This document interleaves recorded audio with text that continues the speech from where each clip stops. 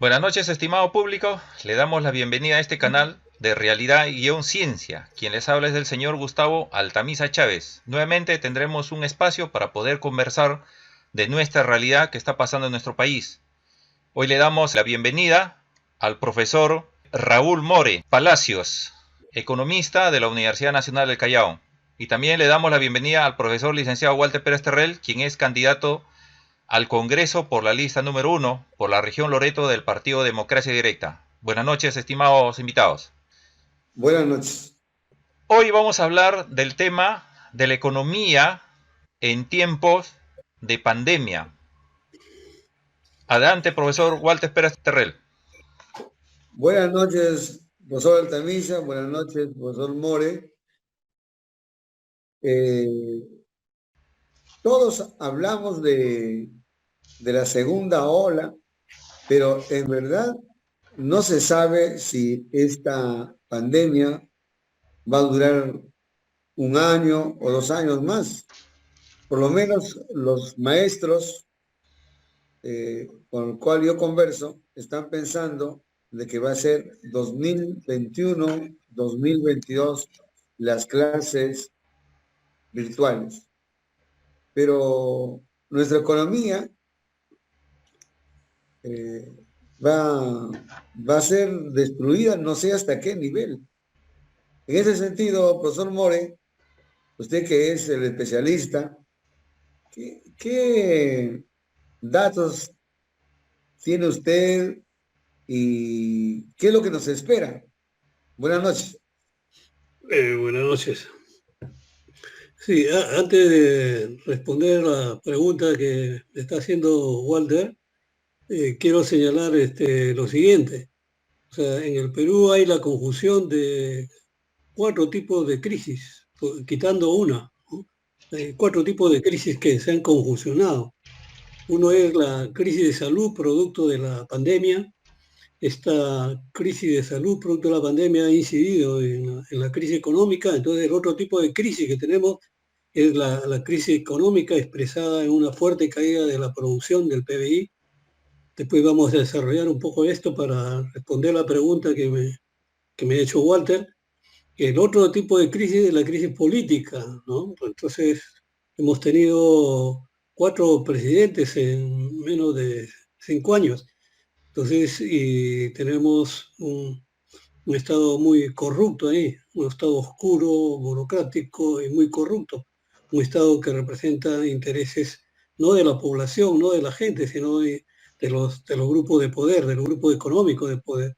Entonces ahí hay una crisis política ahí que no se ha resuelto todavía.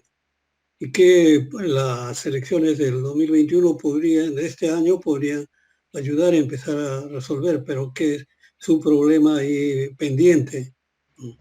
Y la otra crisis es la crisis ética, la crisis moral, ¿no? Vivimos en una sociedad donde la corrupción no solamente está en el aparato estatal, no está en los grupos políticos, porque hay algunos grupos políticos que consideran que son organizaciones para delinquir, sino la corrupción está enquistada en la sociedad, ha penetrado los poros de la sociedad.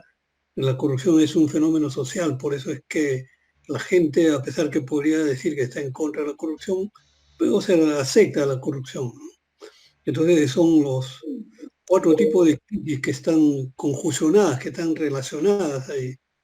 Entonces, con relación a la crisis de salud y su incidencia en la economía, o sea, lo que decía anteriormente era que la pandemia ha incidido fuertemente en la economía.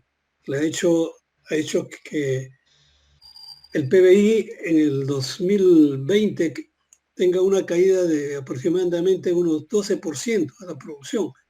Entonces, tenemos una caída brutal de la producción, como no se había visto durante varios años, ¿no? Habíamos tenido una economía en ascenso, a pesar de que en el año 2019, 2018, 2019, la velocidad de crecimiento de la economía era menor.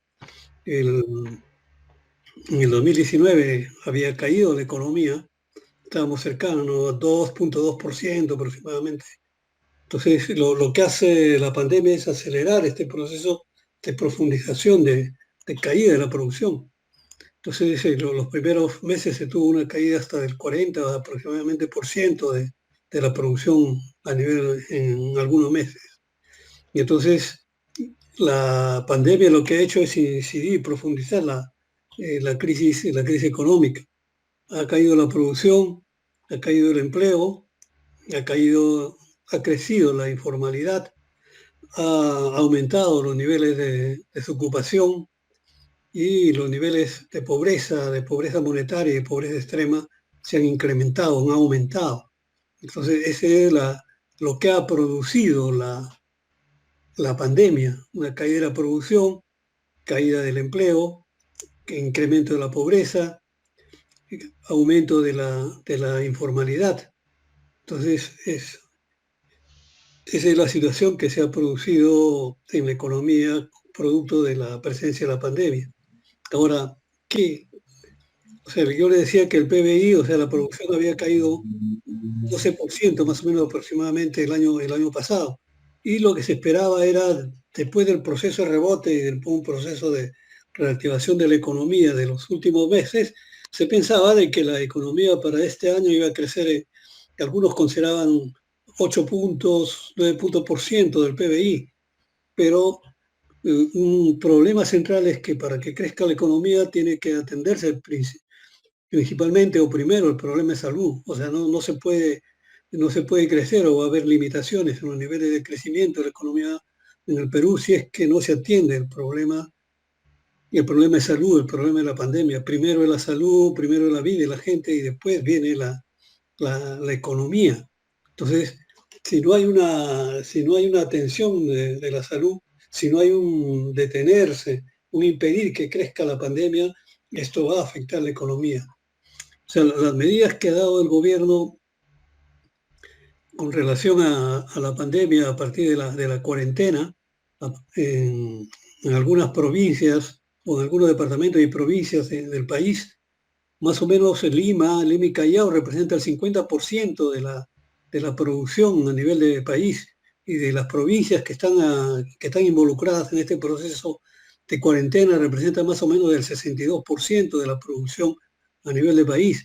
Y entonces se va a afectar con esta medida de cuarentena, se va a afectar más o menos el 62% de la producción. Entonces las proyecciones que se tenían de un crecimiento del 9 y pico por ciento de la producción se van a ver afectadas. Entonces, ¿cuánto se puede crecer? ¿Cuánto se podría crecer? Depende cuán rápido y efectivamente se le ponga un cerco al crecimiento de la pandemia. Y para impedir que crezca la pandemia, tiene que ver con las vacunas. Entonces, hay un problema para discutir, para tratar, hay un problema de tratamiento con las vacunas. Las vacunas deben venir, sea de cualquier país que sea, con tal de que sean seguras, que sean efectivas y que haya una infraestructura adecuada para que pueda llegar a todos los rincones del país. Entonces, para que se pueda crecer a nivel de la economía, hay que conseguir la vacuna y por lo menos lograr que el 70 o el 80% de la población sea vacunada para para llevar esto del contagio de rebaño, ¿no? Para que vacunada más o menos el 60-70%, eso se controla ya la expansión del coronavirus, de la enfermedad. Entonces esto de la vacuna es importante, o sea, detener también el coronavirus para que crezca la economía tiene que ver con mejorar los sistemas de salud, con tratar de ponerle un cerco epidemiológico al coronavirus. Y ahí este gobierno tiene enormes limitaciones. Está actuando muy débilmente. Entonces, eso un poco para empezar a responder lo que me ha planteado Walter. Creo que hay algunos otros aspectos que tienen que ver qué hacer desde el Banco Central de Reserva y qué hacer desde el Ministerio de Economía para atender este problema de la pandemia, pero en todo caso eso podría tratarlo en otro momento, ¿no? Profesor More, la Sí, crisis política que ha suscitado en nuestro país ha repercutido enormemente en nuestra economía y dentro de la ejecución de la cuarentena, el 30% de nuestra población se ha empobrecido. ¿Cuál sería la otra modalidad para poder nosotros evitar toda esta situación? Claudia le decía em, que hay varias crisis, pues. Hay varias crisis en el país y una de estas crisis es la crisis política. Entonces, esta confrontación que ha habido entre ejecutivo y legislativo es una expresión, no es la única forma de expresión de la crisis política, pero es una forma de expresión de la crisis política. Entonces, es esta situación de crisis política que condujo al cierre del Congreso, que desde nuestro punto de vista estaba bien el cierre del Congreso, y después condujo a la situación de la salida de Vizcarra y la puesta como presidente a Merino, y después la salida de Merino por la movilización de los jóvenes principalmente. Esto generó una profunda inestabilidad política, y esto impidió que se siguiera tratando de manera rápida desde el Estado los problemas de atención de la economía, los problemas de atención de la salud. Yo sí creo que esta crisis política y el enfrentamiento ejecutivo y legislativo ha incidido también en un proceso de expansión de la vacuna, porque hubo movilizaciones, ¿no? La gente se juntó ahí, entonces eso ha servido también como aspectos vinculados al contagio del coronavirus, y además a un proceso de que este contagio se expandiera también. Entonces yo sí creo que la crisis política y la forma como ha actuado el Ejecutivo y los partidos políticos que están en el Legislativo ha incidido en la expansión del coronavirus, y ha tenido incidencia en la crisis económica también. Entonces, y eso implicaría la necesidad de dos cosas: la necesidad de producir cambios en los niveles de representatividad política, ¿no?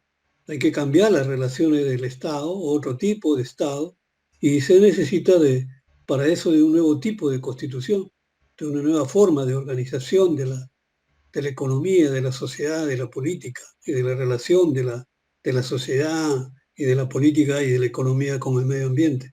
Necesitamos de otra constitución. Profe Mori, en nuestro país hay mucho descuido por parte de las autoridades en las compras de las vacunas. Ha sido una gestión muy tardía. Dentro de la política estamos muy cerca a las elecciones presidenciales. ¿Tenemos algún candidato con referencias que pueda mejorar nuestra economía después de la pandemia? Yo creo que el gobierno está actuando muy lentamente y tardíamente para el tratamiento de la crisis. Se han demorado con relación a la compra de la vacuna, se descuidaron con relación a esto. Se pensó que ya la pandemia ya había disminuido y que ya no era posible un nuevo rebrote. Y lo que ha pasado es un nuevo rebrote. Recién la ministra de Salud, Macetti, no, al comienzo no aceptaba esta cuestión de la segunda ola, a pesar de que ya habían indicios de que lo que había era un rebrote. Entonces, recién he escuchado a Macetti que ha hablado de una segunda ola. ¿Mm?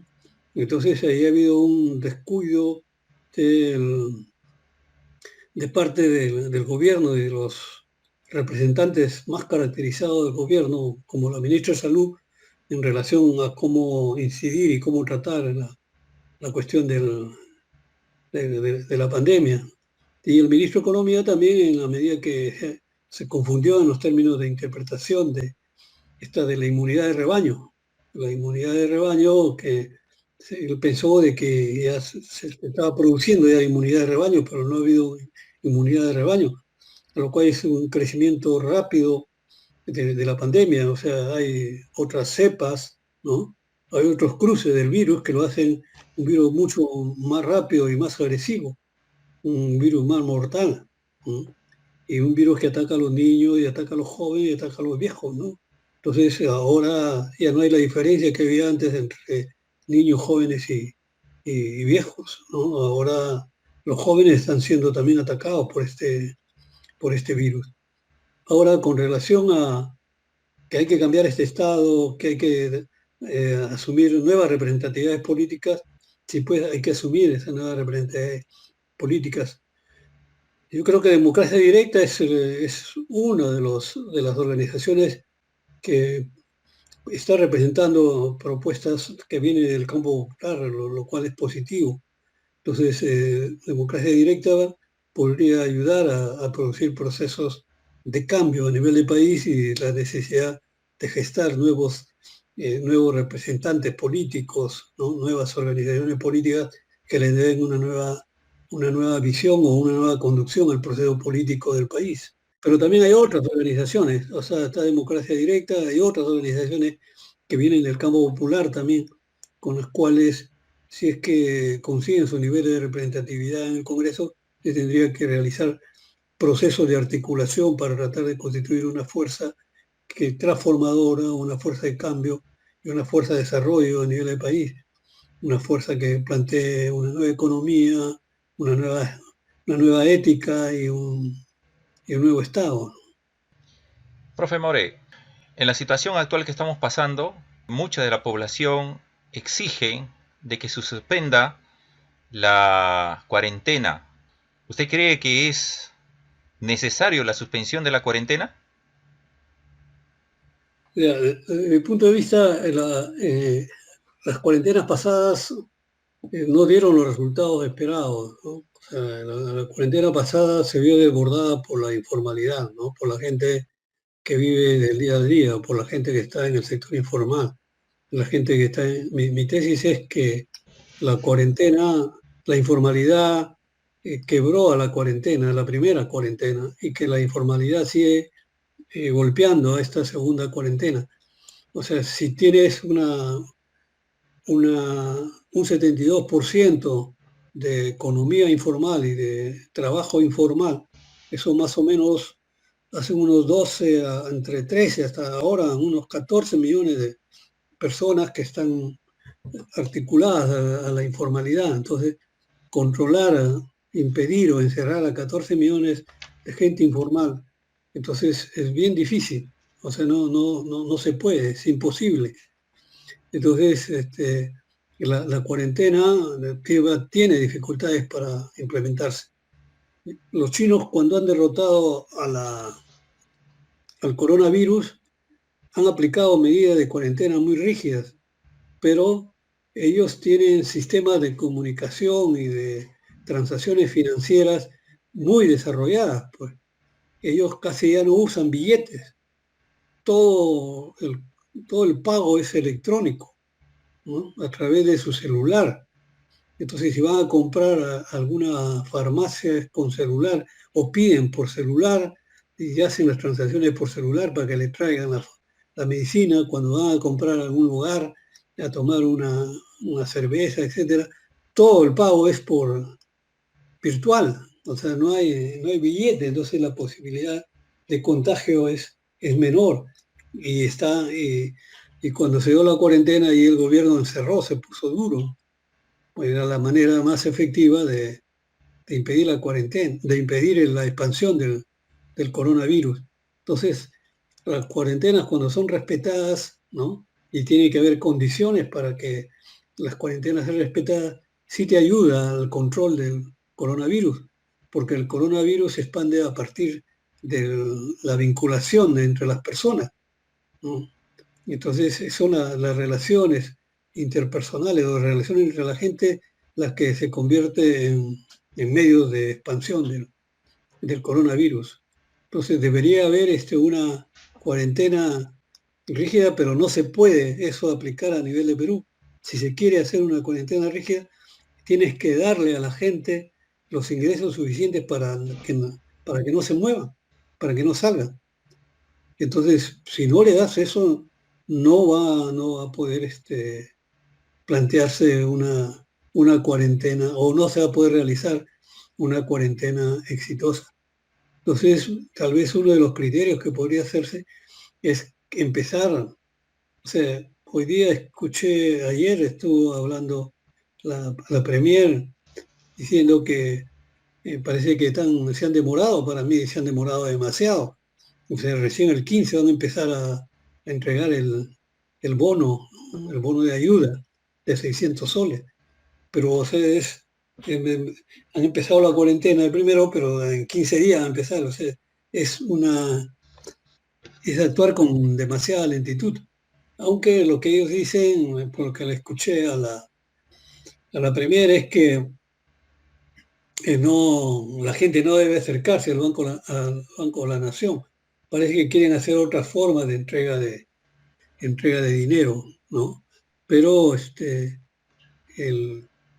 debería empezarse, desde mi punto de vista, debería empezarse por la gente que está en la calle. Ellos deberían ser los primeros a los cuales se debería haciéndoles firmar y asumiendo acuerdos de que se le está entregando esto y que lo conveniente es que no salgan, porque si salen están exponiendo la vida de ellos y la vida de su familia.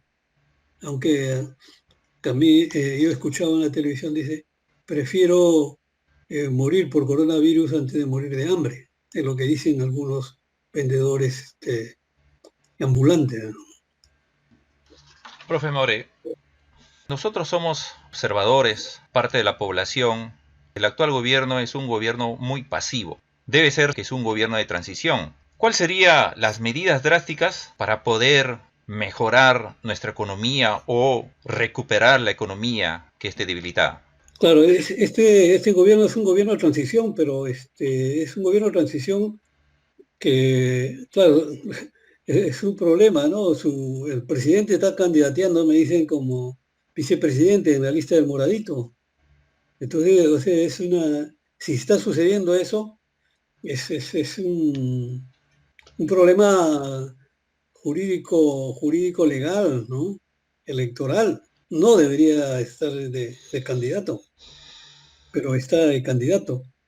Entonces, lo mismo que Vizcarra no debería estar de candidato, pero está de candidato. Entonces, es un gobierno de transición que cuando quiere toma decisiones más allá de lo que podría ir para el periodo que dura su mandato. Pero cuando no quiere, no lo asume. Por ejemplo, no ha querido asumir esto de empezar a trabajar la reforma del sistema previsional que tiene que ver con las pensiones. Entonces lo ha dejado de lado, dice, para el próximo gobierno. Entonces toma algunas medidas que, de acuerdo a intereses, pues.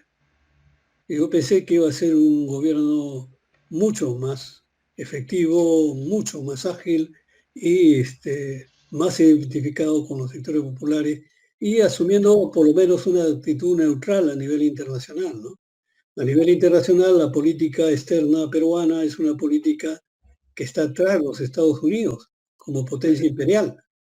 Entonces nosotros necesitamos una política de respeto a todos los países hermanos de Latinoamérica en contra de la política intervencionista norteamericana y de agresión e intervención norteamericana en el mundo. Entonces, este gobierno es un gobierno que en lo fundamental no representa los intereses de transformación de país, de transformación de nación. Entonces, y necesitamos sí de otro tipo de gobierno, ¿no? Entonces, y qué hacer con relación a la economía? Yo creo que hay que verla de dos maneras, uno en el corto plazo y otro en el mediano y largo plazo. En el corto plazo, lo que hay que hacer es, yo creo que ahí el gobierno está tomando algunas medidas que a mí me parecen interesantes, no se puede negar.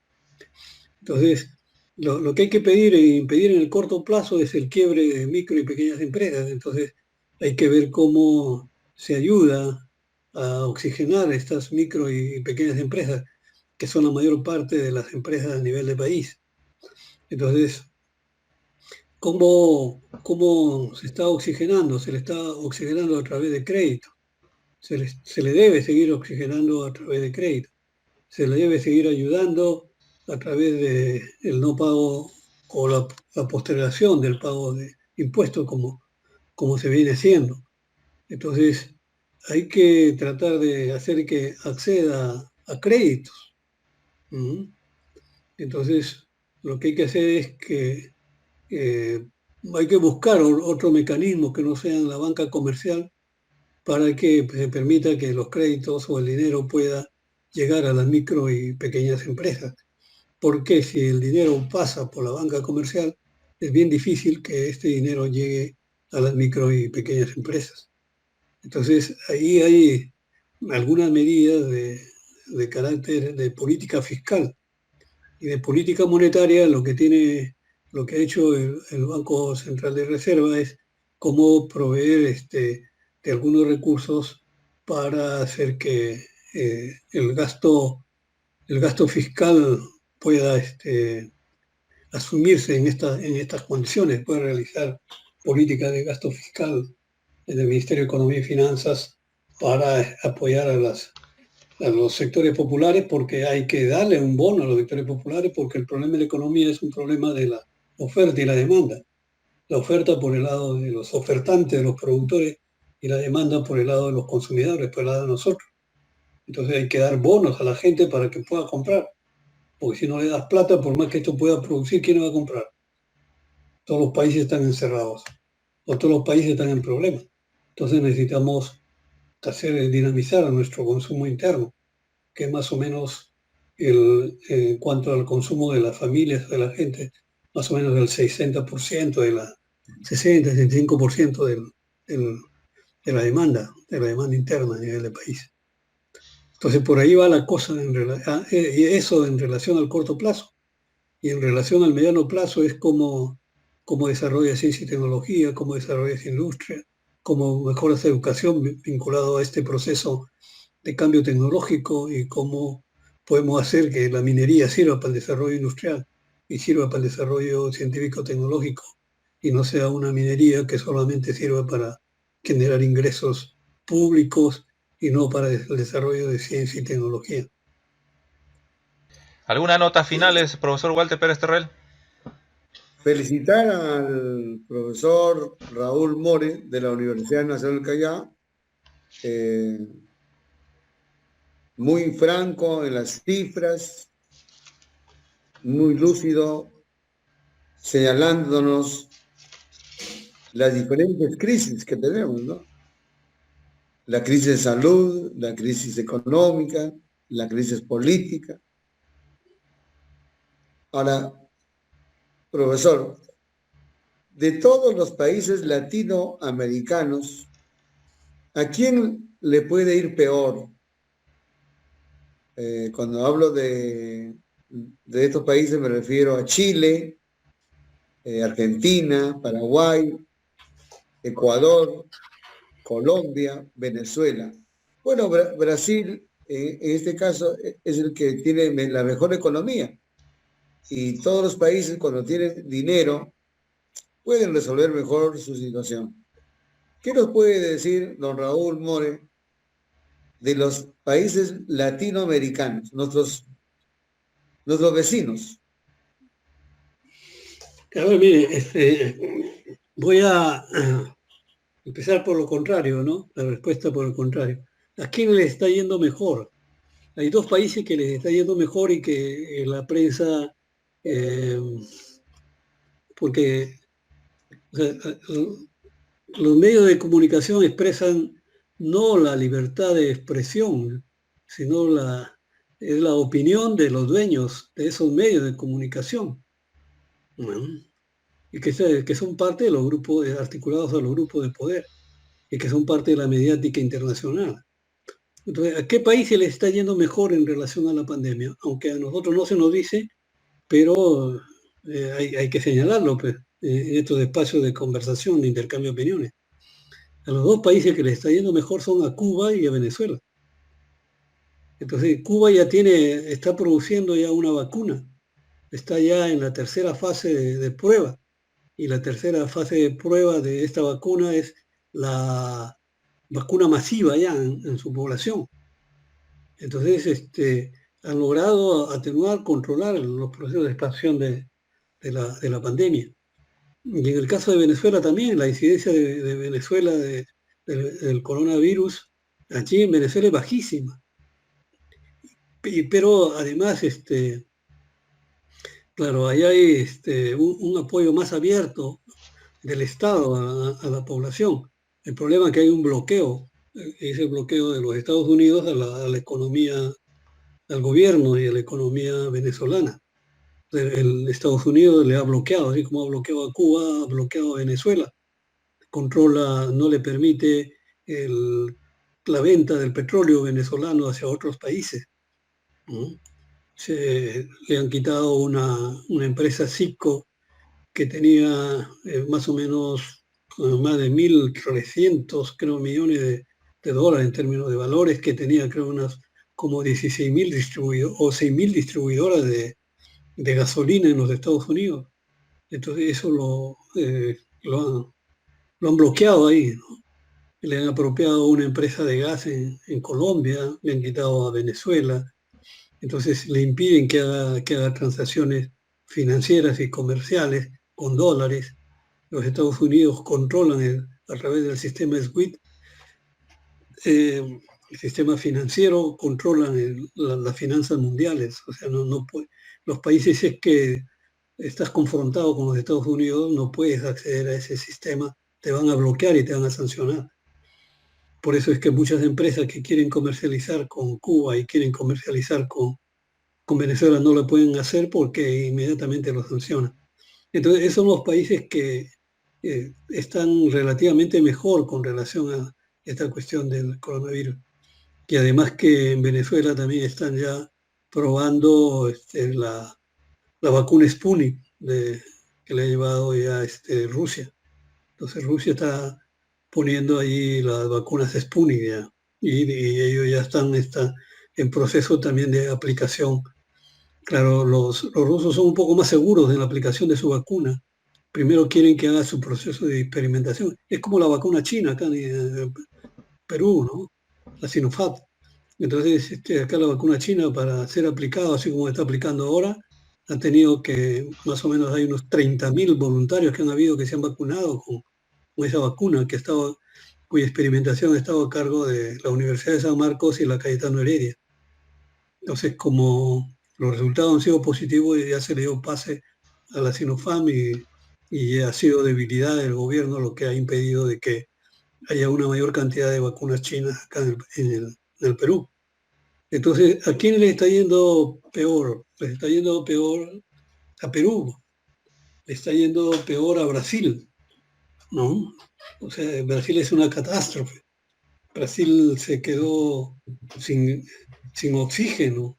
Venezuela ha tenido que mandar varios cisternas de oxígeno a las provincias aledañas cercanas a Venezuela para proveer de oxígeno a las poblaciones, ¿no? Porque es que el presidente en Brasil no le dio importancia al coronavirus, ¿ya? O sea, no lo tomó como una prioridad de atención. Y hay miles de muertos. Creo que Brasil es el segundo país en muertos después de Estados Unidos. Entonces, ¿a qué país le está yendo mal? Es a Brasil, y un poco más allá es a Estados Unidos. Brasil, Colombia le está yendo mal también, ¿no? Se han descuidado en esto. O sea, son sistemas de salud más privados que públicos. Y en el caso de Perú le está yendo mal porque el sistema de salud ha sido y es todavía un sistema de salud precario. O sea, se le había dado más peso al sistema de salud privado que al sistema de salud público. Entonces, cuando ha venido la pandemia, se ha encontrado que solamente habían 100 camas UCI, ¿no? Hospitales sin adecuadas instalaciones, un país sin producción de oxígeno. Hasta ahora tenemos problemas para producir oxígeno. Entonces, nos está yendo mal. Claro, Chile está avanzando en la vacuna. Para enfrentar exitosamente a la pandemia tenemos que aplicar la vacuna. Entonces le está yendo mal a Perú, le está yendo mal a Brasil, le está yendo mal a Colombia. Argentina está en proceso de vacunación como medio de contención ahí. Entonces, desde mi punto de vista, los países que le ha ido pésimo, Perú, ha sido el Ecuador, ha sido Brasil, Colombia, y después Chile también, no les ha ido tan bien a Chile. Pero como ha empezado el proceso de vacuna, un poco están conteniendo esto. y han tenido que entrar también en varias fases de la cuarentena, hasta 2 cuarentenas han habido en Chile. Entonces, esa es la situación. Pero también yo creo que las organizaciones políticas tienen que tener otra visión de lo que pasa a nivel mundial y a nivel latinoamericano. Estamos entrando a otro escenario mundial. Algunos dicen a una nueva época. Una nueva época donde los Estados Unidos están perdiendo la hegemonía. Los Estados Unidos están perdiendo la hegemonía militar porque la hegemonía militar la ha asumido Rusia, ¿no? Rusia ha avanzado mucho en la guerra electrónica. Ahí estaba viendo algunos videos que algunos destructores norteamericanos se han acercado a las aguas límites de las fronteras con Rusia y han salido aviones. Un avión salió un poco a decir al destructor que no avance, pues, porque eran aguas territoriales rusas. Y lo que ha hecho estos aviones, y no es la primera vez, esta es la tercera vez, a través de guerra electrónica ha paralizado al destructor, o sea, lo inmovilizó. O sea, no, tenían cohetes este destructor, ¿no? ¿Ya? Entonces tenían misiles, pero todo eso se inmovilizó. Y recientemente han enviado también a ese destructor nuevamente y de nuevo lo han inmovilizado. Así. Entonces ahí hay una superioridad de guerra electrónica de parte de Rusia sobre los Estados Unidos. Y por otra parte, Estados Unidos está perdiendo el liderazgo económico con relación a China. China es la primera potencia comercial y a esa velocidad de crecimiento, en poco tiempo, en pocos años va a ser la primera potencia económica mundial. Entonces, la economía mundial está cambiando, ¿no? La geopolítica mundial está cambiando. Estamos en otro tipo de economía, en otro tipo de relaciones internacionales.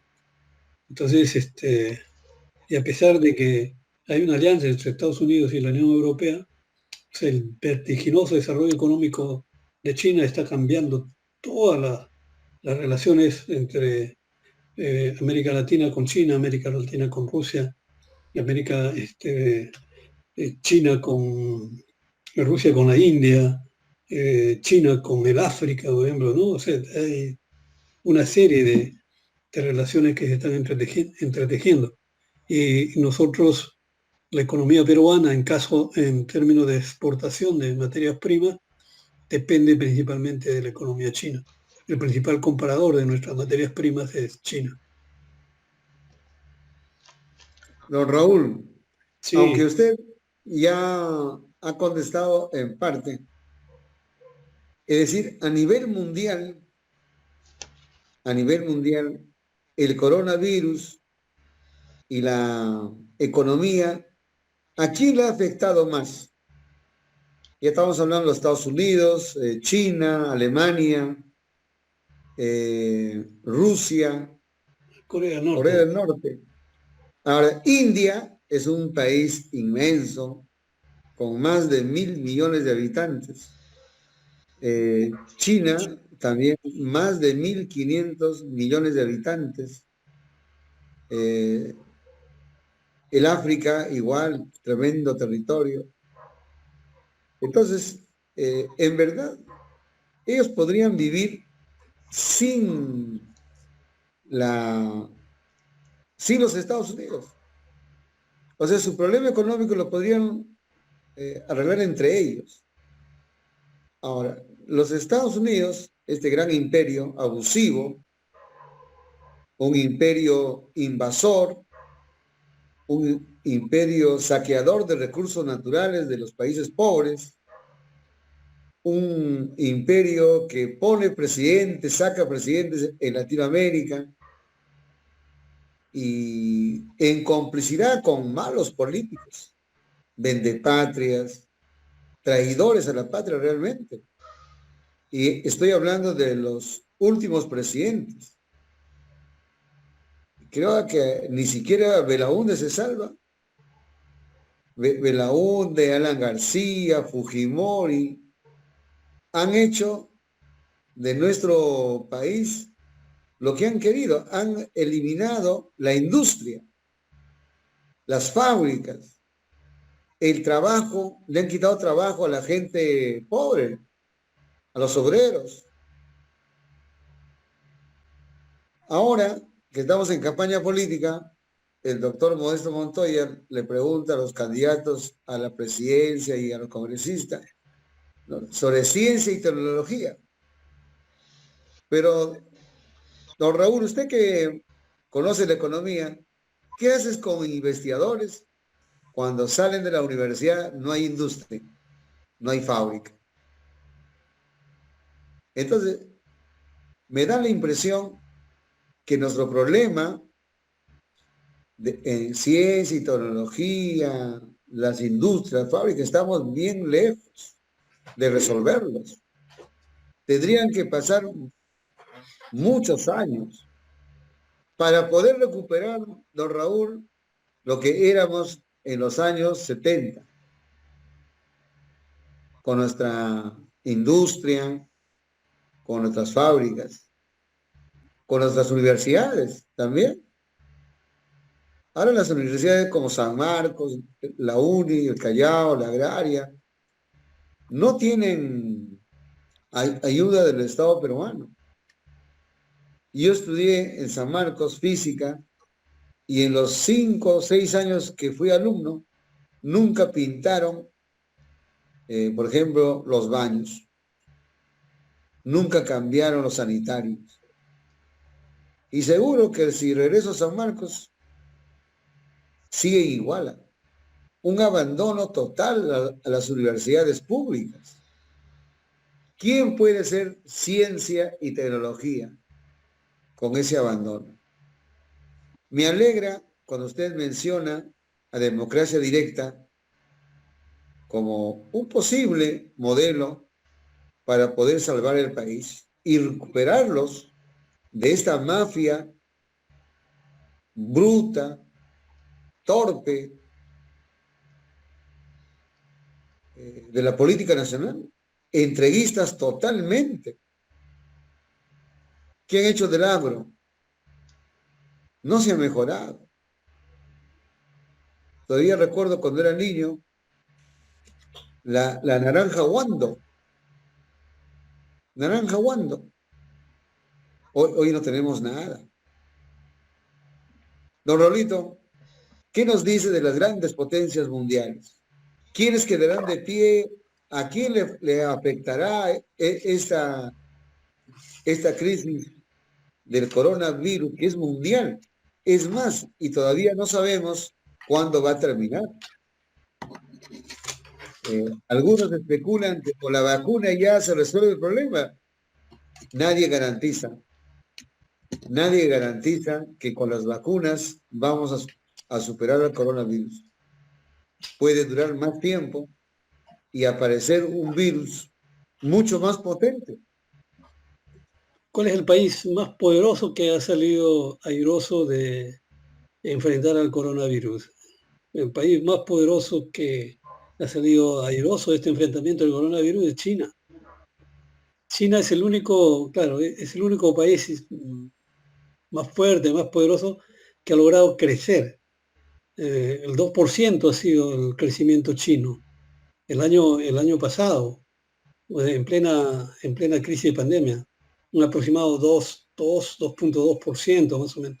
Mientras los otros países, todos los otros países habían caído su producción. China fue el único país que creció a nivel mundial. Entonces eso ya indica pues que hay una tendencia pues, a nivel mundial. La economía norteamericana en una franca caída, 6%, 7%, las economías europeas 4, 5, 6% de caída, ¿no? Entonces es las principales economías mundiales de caída, mientras la economía china era una economía en crecimiento. Hay otros países más pequeños que han empezado a crecer, pero es la economía china, es la economía más fuerte. Y eso marca la tendencia, de cambio, que marca una tendencia ya a nivel global, que es lo que le decía anteriormente. Eso expresa que la economía mundial va a tener ya otro liderazgo, está teniendo otro liderazgo, que es el liderazgo chino, ¿no? Entonces algunos dicen que es la reconquista del liderazgo chino del siglo X, del siglo XI y XII, donde la economía china era una economía que tenía incidencia importante en esa época. Pero en este momento la economía china es la economía que por tendencia va a desplazar a la economía norteamericana. Primero por la velocidad de crecimiento. Antes de la pandemia, la economía china crecía a tasa del 6%, más o menos 6.7, 6.8, y durante varios años, la economía china había crecido hasta el 10% promedio anual. O sea, el 6% es una tasa fuerte de crecimiento, y esto lo hemos tenido también durante varios años. Entonces, tenemos en la economía china una alta velocidad de crecimiento, que es un ritmo de crecimiento que se mantiene durante varios años. Leía algunas opiniones de algunos funcionarios chinos que estaban contentos porque decían que en el mes de diciembre su tasa de crecimiento, porque ha sido promedios pues, anuales, había sido del 6.1, 6.2%, y que en enero habían tenido una tasa de crecimiento, en enero de este año, del 6.5%. Eso indica de que estamos en un proceso de reactivación, de crecimiento. Y lo otro es un poco lo que decía Walter, ¿no? La economía china, por su cantidad de población, tanto como la población hindú, o sea, la economía china tiene más o menos cerca de 1.400 millones de gente, 1.340 millones, casi 1.400 millones de gente, ¿no? O sea, tiene para la población norteamericana es 320, 330 millones, ¿no? O sea, la población china es 4 veces la población norteamericana. O sea, en términos de mercado, el mercado chino es 4 veces en términos de población más grande que el mercado norteamericano. Claro, el otro problema es el problema de ingreso, pero en términos de población, o sea, la demanda china en términos de población es mucho más grande que la demanda norteamericana. Y lo que pasa es que la economía china crece realmente. Ustedes comiencen a investigar de lo que está pasando en China en términos de crecimiento urbano, es fabuloso. Hacen crecer ciudades así rapidísimo. Van a pampas, determinan que ahí debe haber una ciudad. Si son zonas campesinas, incorporan a esos campesinos a este proceso de desarrollo urbano. Hay ciudades que van a tener más o menos 30, 40 millones de gente, y están tratando de articular poblaciones para que hayan ciudades hasta de 70 millones de gente, ¿no? Entonces es asombroso lo que viene pasando ahí en China. En China han construido, yo me he quedado asombrado, han construido un puente sobre el mar de 45 kilómetros, 45 kilómetros sobre el mar. Entonces uno dice, oye, ¿qué está pasando acá, no? O sea, hay un gigantesco desarrollo científico-tecnológico. Me he enterado ayer de que hay una sonda china que que está llegando a Marte, ¿no? Entonces uno dice, pero yo no sabía, ¿no? Sí, estoy siguiendo, pero no sabía que los chinos habían lanzado, los norteamericanos también lo han hecho, los rusos no lo han hecho, pero los norteamericanos sí, han enviado sus sondas a Marte, pero los chinos ya tienen una sonda ya cercana a Marte, ya. Entonces los chinos han lanzado un cohete y han puesto un cohete en la Luna, en la parte oscura de la Luna. Entonces hay un desarrollo científico-tecnológico chino así acelerado, asombroso. Entonces, y eso es lo que nos está dando en los Estados Unidos. Entonces, para efecto del análisis de cuadrado en la situación actual, o sea, hay economías que han perdido, como la norteamericana, y las europeas, y hay economías que han ganado, como la China, en términos de crecimiento y de expansión económica, a pesar del coronavirus. Pero hay otra particularidad que, en todo caso, no me voy a extender, pero la voy a señalar nomás, que los países que han producido la vacuna son Rusia, China y los Estados Unidos, con Pfizer. Pfizer en alianza con un laboratorio alemán. Y ahora, bueno, ya entró una vacuna inglesa, ¿no? Vinculada con la Universidad de Oxford. Pero antes de eso, antes de la vacuna inglesa vinculada a la Universidad de Oxford, AstraZeneca creo que. Entonces, habían 3 países que son los que habían producido primero la vacuna. Entonces, y había toda una guerra en el mundo occidental para desprestigiar a la vacuna rusa y china, diciendo de que no eran seguras. Y son vacunas completamente seguras. Y felizmente en Perú habían hecho una experimentación de la Católica y San Marcos, que han vacunado, le decía, 30.000 gente sin que hayan problemas. Por eso que han traído la vacuna china. Si no hubieran hecho eso, la cosa fuera más grave, ¿no? Porque esperar a Pfizer, si Pfizer le ha bloqueado la entrega de vacunas a la Unión Europea, a Francia, Alemania, Italia y España, que tienen problemas ahí para adquirir la vacuna y que están tratando a pesar de los problemas que hay con Rusia, están tratando de llegar a acuerdos con Rusia para adquirir la vacuna rusa. Entonces, pero ahí también se demuestra los liderazgos, pues.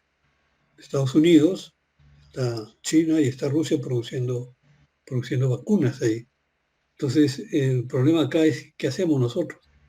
Necesitamos de otro tipo de liderazgo político, de conducción política que apueste por ciencia y tecnología, por desarrollo científico del país, que no dependa solo de los minerales, que nos diga y que nos enorgullezca, somos un país minero. Está bien, o sea, somos un país minero, pero necesitamos ser un país de desarrollo científico y tecnológico. Y eso es lo que intentó hacer Correa. Correa en el Ecuador creó una ciudad, creo que Yachay, creo que le llamaba esa ciudad, que era la ciudad del conocimiento, donde era un espacio territorial, crearon edificios ahí y trataban de hacer vinculaciones con las mejores universidades de Europa principalmente. Entonces, o sea, creando espacios para una especie en chiquito de un Silicon Valley, ¿no? Un Silicon Valley científico, donde allí se concentraran lo mejor de los cerebros ahí ecuatorianos en ese espacio para el desarrollo científico-tecnológico. Eso se ha roto con la traición que hizo me he olvidado su nombre Ledín Moreno. El famoso Lenín Moreno. Hasta su nombre me olvidé en este momento. Entonces, tenemos que hacer algo así, ¿no? O sea, todo depende de la política. La política es lo que conduce el país. La política es la que conduce ciencia y tecnología. Entonces, la política es la que lidera esto. Entonces, la política tiene que plantearse procesos también de desarrollo científico, tecnológico a nivel de país. Un poco lo que decía Walter, ¿no? De los años 70, nosotros acá producíamos refrigeradoras, cocinas, ensamblábamos carros, ¿no? Teníamos una industria que estaba en proceso de desarrollo a partir del proceso de sustitución de importaciones, ¿no? Entonces se tiene que cambiar, tiene que haber otra lógica, pues, de conducción política para el desarrollo científico-tecnológico a nivel de país.